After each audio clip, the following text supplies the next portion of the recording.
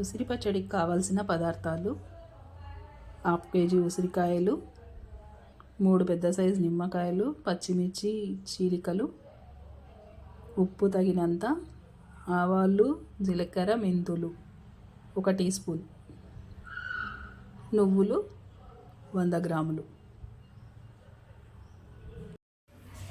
నూనె కాగిన తరువాత ఉసిరికాయ ముక్కలను వేసుకొని కొద్దిసేపు మగ్గించుకోవాలి. ముక్క కొద్దిగా మెత్తబడాలి. ఉసిరికాయ ముక్కల్లో 1 స్పూన్ పసుపు, అలాగే మనం సన్నగా తరిగి పెట్టుకున్న పచ్చిమిర్చి చీలికలను కూడా వేసి కొద్దిసేపు మగ్గనివ్వాలి.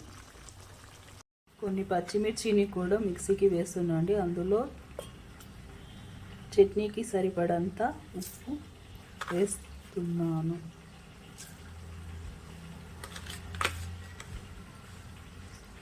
మూడు స్పూన్లు. ఇలా చేతితో పట్టుకుంటే ముక్క మెత్తగా ఉండాలండి. అలా ఉన్నప్పుడు స్టవ్ కట్టేయచ్చు.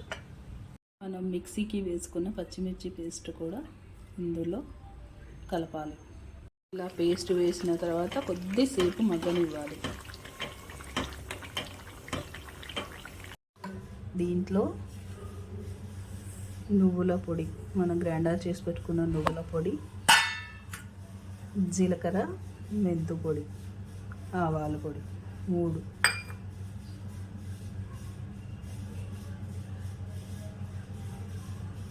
వేసుకొని కలియ పెట్టుకోవాలి. చివరగా నిమ్మరసం యాడ్ చేసుకున్నామండి. ఎంతో రుచిగా ఉండే నువ్వుల ఉసిరి పచ్చడి రెడీ అండి.